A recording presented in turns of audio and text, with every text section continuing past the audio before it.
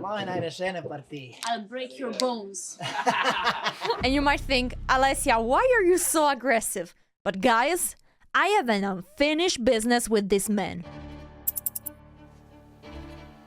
Oh, ich weiß nicht. Damenspiel. Es tut mir leid. He flagged me, and I'm ready now for my revenge. Gute Partie. So he went for the move e4, which is not my favorite first move. But here I played my typical knight f6. I'm controlling the e4 square. Now he went out with the knight, and here we're thinking, because I have two options. I either play e6, or I play the move c5. I went with the move c5, because this is more aggressive, and I know that Miralem likes more strategical, positional games. So here white can either push the pawn or try to protect it, or actually capture also my pawn is an option, but not the best one. I think pushing is by far the main move, but hey, Miralem protected the pawn with the pawn on c3. Now I was thinking, hey, London system, because if the bishop goes on f4, this will be a London. I went anyway with another pawn in the center of the board. As always in the opening, you have to control the center, develop your pieces, and castle. And I was waiting to see where he was going to move that bishop. Because here, with white, you don't want to play the move e3, because you're blocking the bishop inside the box.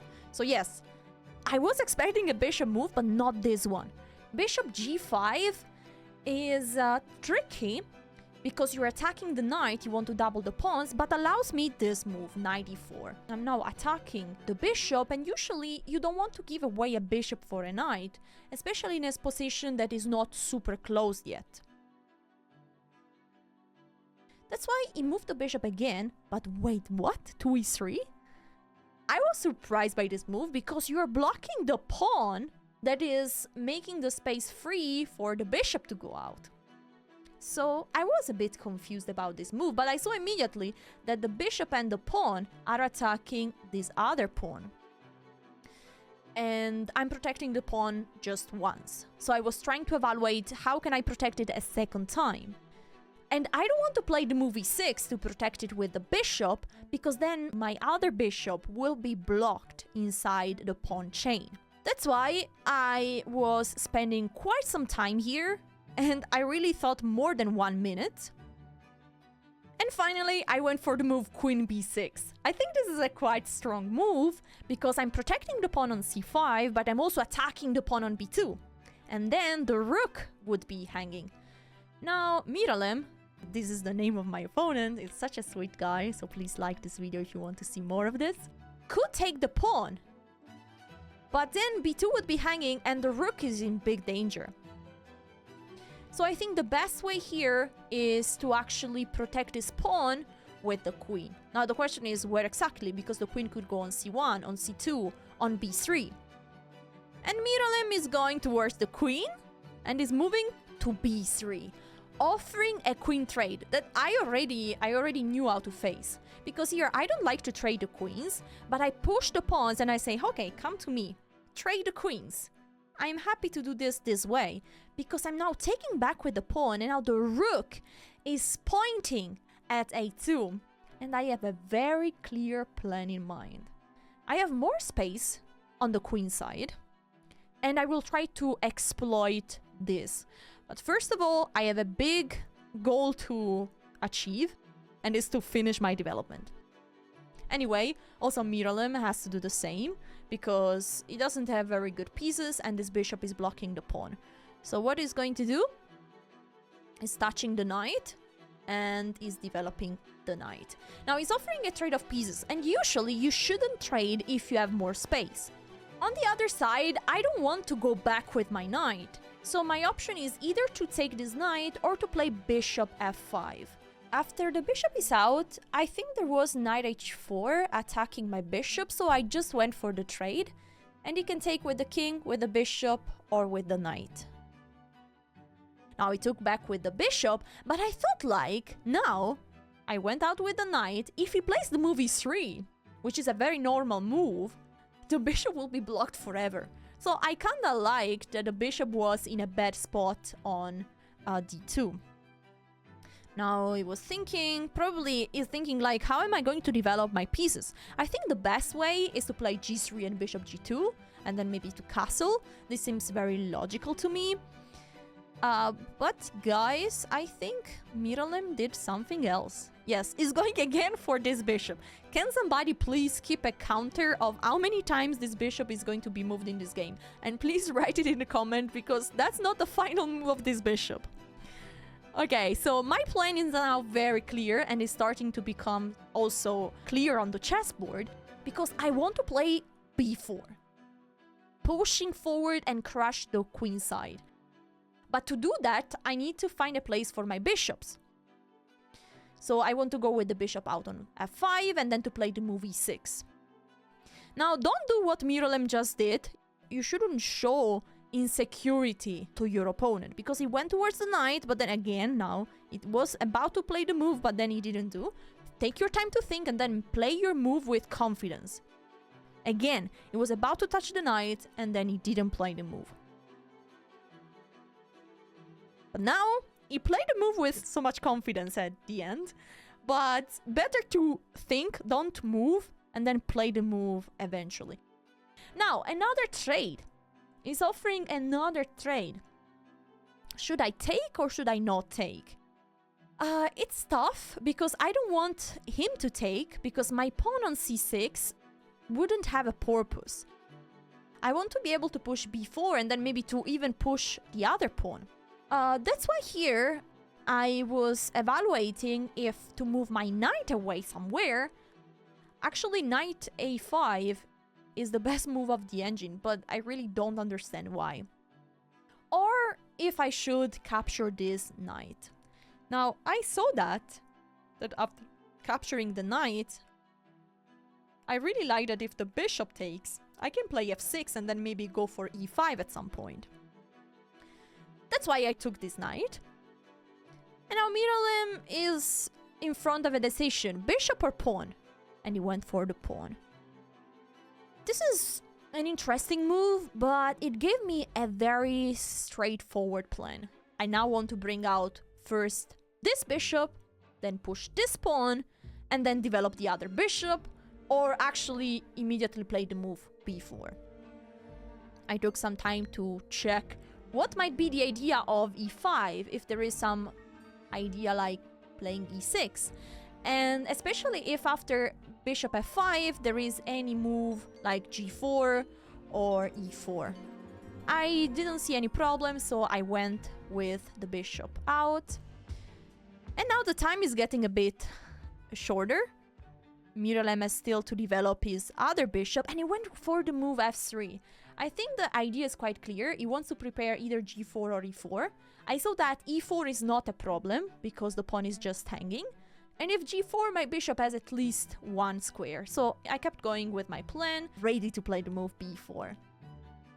Now he still needs to take a decision.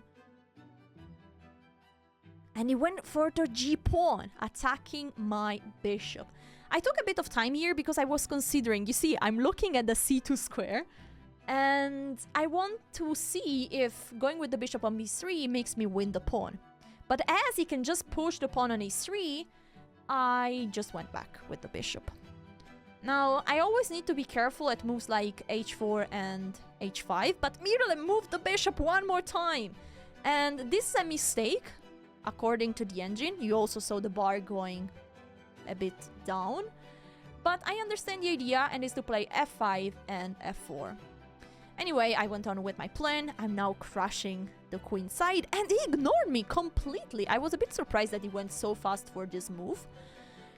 But I understand that it's not so clear how I'm going to strike here, because if I push the pawn on b3, it's going to block everything. That's why here I don't want to push the pawn. I don't want to block everything. I want to open up the files. At the same time, my bishop and my rook are still not really playing. So I wasn't sure if opening up right now was a good decision. But hey, you gotta risk it for the biscuit. I slided my rook to attack his pawn. And how is he going to protect it? Is he gonna move his bishop one more time? because this seems to be... Wait, what? He went towards the king? I was very surprised to see he sent towards the king, protecting the pawn like this. I immediately develop my bishop, and my plan is quite clear. I want to castle and then to bring the other rook to a8, attack the pawn on a2, and I should have a good position. Now, he nearly touched the rook, and I think he wanted to go on b1, attacking my pawn. I realized that he was about to blunder. I was nearly smiling, but then he saw that the bishop is controlling that square, and so he was thinking about another move, probably. Now, yeah, he changed his mind, and he went towards the bishop again. So this bishop is now double protecting the pawn on c3. And I think here I can go on just with my plan to castle, and then to bring the rook to a8. Now, e4. What is the idea of this move? I went immediately for this check, but actually this is a mistake. By the way, the idea of the move e4 is that now the bishop is no longer controlling the square on b1. Miralem moved the king away, and here I kept going for my plan, but I can tell you that's a mistake. Because now he has a very strong tactical resource. There is a problem with my bishop. h4 followed by h5 is winning a piece that is going to be trapped. I don't know why the engine still thinks that this is 0-0. Probably I have a way to strike back. But hey, this looked super scary. And now I saw that idea and I was like, oh no, oh no, oh no. Miralem was thinking. Miralem went with the end, but he moved the rook. I was so happy there. So he went with the rook, attacking my pawn on b7. And now I was starting to calculate that I can win a pawn, of course. But also my pawn on b7 is going to be hanging. I don't see a way, an easy way to keep protecting it. Anyway, time is getting shorter. I am also under 2 minutes. And I decided to just take the pawn. The rooks are traded. And now I won a pawn. The king is protecting, of course, the bishop. But now, who is protecting my pawn on b7? Nobody. I went for the trade because I saw that there might be a cool tactic here. And Miralem was thinking which pawn to capture. b7 or e5. He was nearly going towards the rook, but then he changed his mind and he took the pawn. Now I was looking at the tactic. Rook take g2. Because after king takes, I can take here and I win the rook. And I won a piece. But I saw that after rook takes, there is the incredible move. Rook take b7. And my rook is hanging, plus it's threatening checkmate. So if I take this pawn in the center, I'm getting mated. So I would lose a rook there probably. That's why I played the move h5, because I'm now preparing my plan. I think here he had to take the pawn anyway, but hey, h3, I think this is the big blunder of the game. You see my face, I'm looking at my rook and I'm going for it. And here I knew that I would, yeah, you see my smile. I play so much chess online that I cannot contain my, happiness when I'm playing in a real tournament. But yeah, you have to be respectful towards your opponent, so I went immediately serious again. Now, even after the check, I have a square for my king. It's not back rank checkmate. And he resigned here. Immediately after the game, he told me that instead of taking the pawn on e4, he should have taken the pawn on b7. But after the move h5, I'm creating a square for my king to avoid a back rank checkmate, and I still have lots of pressure. I was super happy once I analyzed this game, because I saw that I played a great game with 90% accuracy and I had a brilliant move. Gratuliere. Goed gespeeld. My revenge. If you guys enjoyed this, you will love this game in the same tournament where my opponent revealed me he had played Magnus Carlsen and he had an extra piece against him. Check it out. See you next time.